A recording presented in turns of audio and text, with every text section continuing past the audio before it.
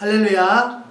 오늘은 시편 109편 1절로 4절의 말씀을 가지고 나는 기도할 뿐이라 라는 말씀으로 중심을 삼아 우리가 은혜를 받기를 원합니다.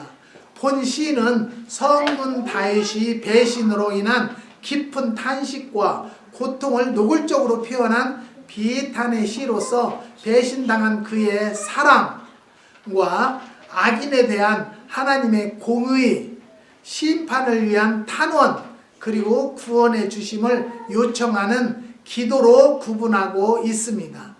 다윗의 삶을 보면요, 험악한 세월을 보내었습니다 라고 창세기 47절에서 9절의 말씀 나와 있습니다. 바로 왕에게 고백하던 야곱의 삶과 같이 실로 파란만장한 생애였음을 알 수 있다는 것입니다.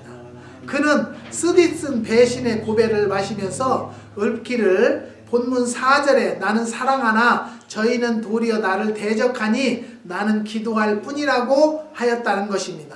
성도들의 영적인 삶에 있어서 기도가 얼마나 중요한 것인가를 일깨워 주고 있는 말씀입니다.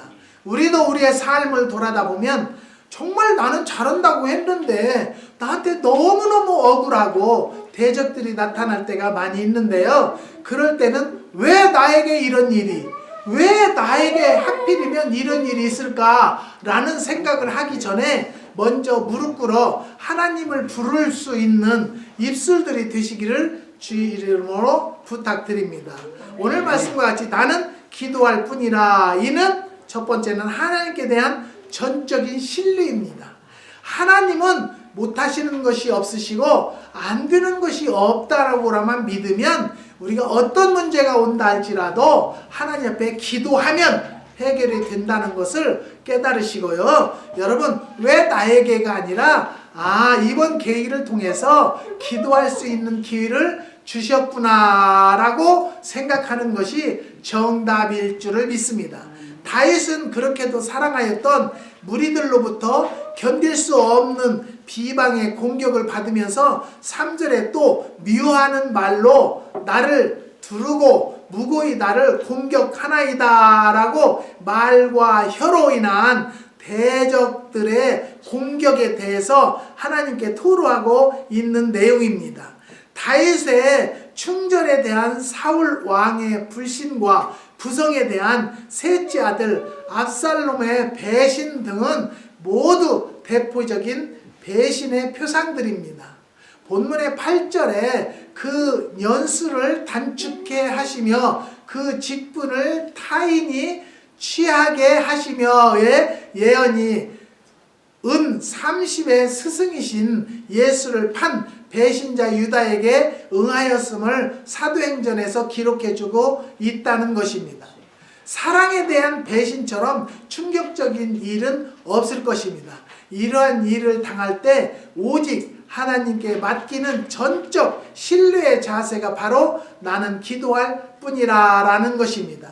사도 바울은요, 너희가 친히 원수를 갚지 말고 진노하심에 맡기라 기록되었으되 원수 갚는 것이 내게 있으니 내가 갚으리라고 주께서 말씀하시느니라고 로마서 12장 19절에 말씀하셨습니다. 여러분, 억울한 일이 있습니까? 싸우려고 하지 마시고요, 무릎 꿇어 기도하시기 바랍니다. 기도하지 않는 것은 얼마나 불안한 삶을 살고 있다라고 저도 그 말씀을 카톡에 올렸는데요. 사랑하는 성도 여러분, 이 7월 달에는요, 선선하기 때문에 기도하기 좋은 달입니다. 오늘 이 말씀을 통해서 깨달아서요, 나는 나에게 이번에 기도할 기회를 주셨구나라고 깨달으셔서요, 어떤 문제가 있던, 계획이 있던, 어떤 어려움이 있던, 고통이 있던 간에 먼저 무릎 꿇어 그 제목을 가지고 기도하면 분명히 조만간에 응답이 되어지고 하나님께서 역사해 주실 줄을 믿으시기 바랍니다. 신앙의 위대함이 바로 여기에 있다는 것입니다. 배신에 대한 의인의 침묵, 억울함을 가슴에 묻는 신자의 침묵이야말로 사실 무서운 형별이 된다는 것입니다. 이유는요, 하나님의 진노하심에 맡기는 것이기 때문이라는 것입니다. 나는 기도할 뿐이다. 바로 이것이 하나님께 그 비통함을 맡기는 전적 신뢰의 자세이라는 것입니다. 사랑하는 성도 여러분, 기도는요 기적을 낳고요 기도하면 안 되는 것이 없고요 안 될 것도 되게 하는 것은 기도에서 나올 수 있다는 것을 또 한 번 깨달으시기를 주님의 이름으로 부탁드립니다.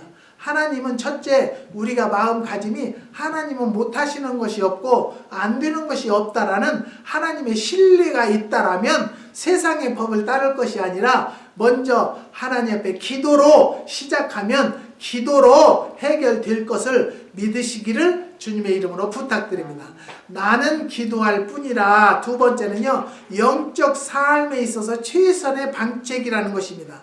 구원의 주심을 요청하는 다윗의 기도에서 이를 분명하게 보여주고 있는데요. 본문 21절 22절에서 주 여호와여 주의 이름을 인하여 나를 선대하시며 주의 인자하심이 선함을 인하여 나를 건지소서. 나는 가난하고 궁핍하여 중심이 상함이니이다 라고 했고요. 26절에는요 여호와 나의 하나님이여 나를 도우시며 주의 인자하심을 쫓아 나를 구원하소서라고 절실하게 주의 구원을 요청하고 있다는 것입니다. 이는 곧 신자들이 당하는 모든 상황에 있어서 기도가 최선의 방책임을 교훈해 주신다는 것입니다.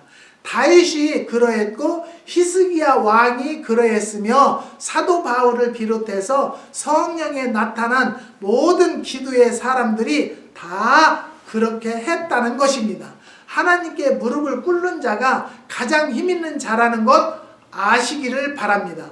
크고 작은 모든 문제에 있어서 오직 기도로 해결해야겠다는 영적인 의식이 그 중심에 자리 잡고 있기 때문이라는 것입니다.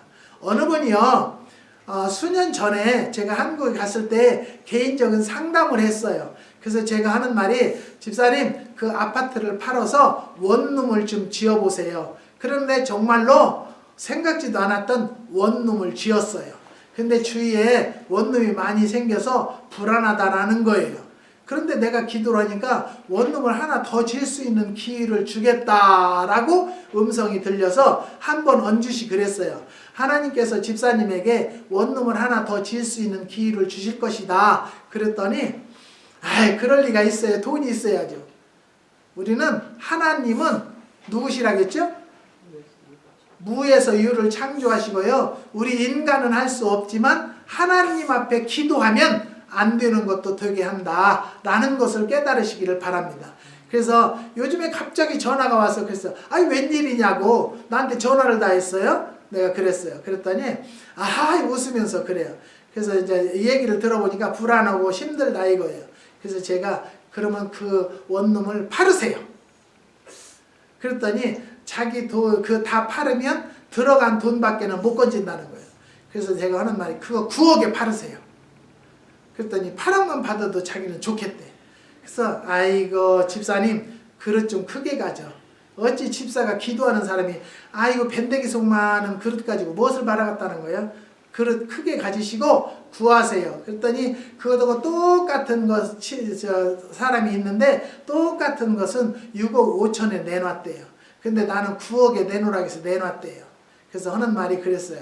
집사님네 그 원룸은 디자인이 이쁘고 완벽하게 진 건물이다. 나는 보지 않았어요.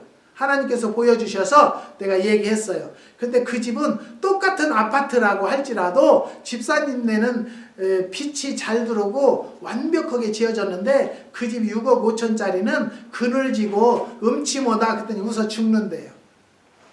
나는 안 봤어요. 하나님이 보여주셨어요. 그래서 내가 하는 말이 그 집을 얼마나 한 달에 들어오냐 그랬더니 400만 원이래요. 그러면 1년이면 5천만 원 들어와요. 그러면 9억을 은행에다 넣어놓으면 1년에 5천만 원이 들어오느냐? 못 들어온다 이거예요. 그걸 얘기하라는 거예요. 사람이 투자할 때는요 은행에다 넣어놓는 것보다 내가 이걸로 굴리는 것이 이자가 더 많이 나올 것 같으면 그걸로 선택하지 않겠느냐. 그랬더니 9억 받아 달라고 하니까 콧방구 끼더래요.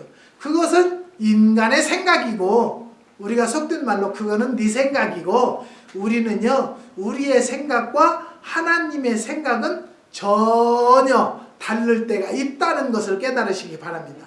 나는 생각했을 때 도저히 안 된다고 하면요 하나님 방법대로 되게 해주시라고 전적인 생명 거는 기도를 하면 하나님은 그 기도 받으시고 그대로 이루어질 줄을 믿으시기 바랍니다. 사랑하는 성도 여러분, 우리 하나님은 나의 하나님이에요. 그래서 우리들의 하나님이라고 나는 하지 않아요. 나의 하나님으로만 나는 모시고 싶어요.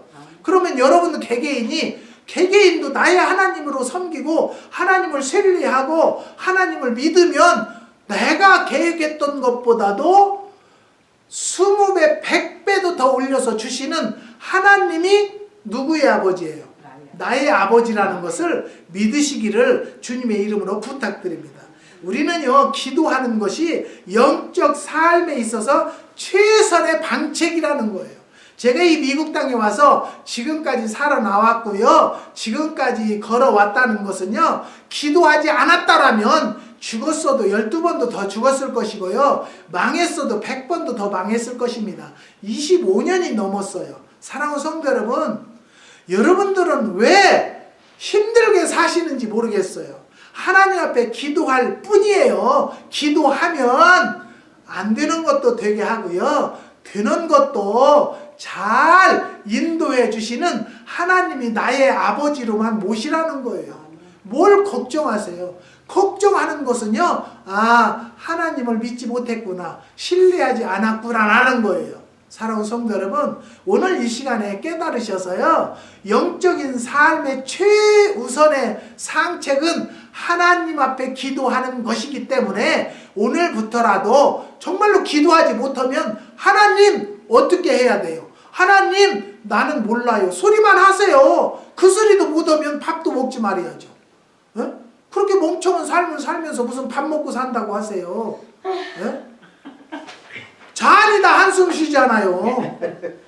사랑하는 성도 여러분, 우리는요 기도할 사람들은요 감사와 찬송의 동인입니다. 세 번째로는요 결국 다윗은요 견딜 수 없는 영적, 정신적, 육체적 고통 속에서 나는 기도할 뿐이라고 고백하고 하나님께 울부짖어 기도함으로 본문 30절에서 31절에서 내가 입으로 여호와께 크게 감사하며 무리 중에 찬송하리니 저가 궁핍한 자의 우편에 서사 그 영혼을 판단하려 하는 자에게서 구원하실 것임이더라 라고 반드시 구원해 주실 하나님께 무리들 중에서 감사와 찬송할 것을 후원했다는 것입니다. 여러분 답답합니까? 하나님 감사합니다부터 하세요.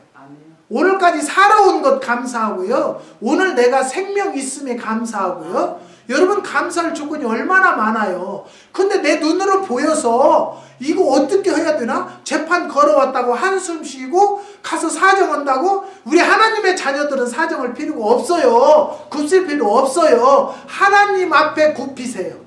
하나님 앞에 고백하세요. 비밀이 어디 있어요?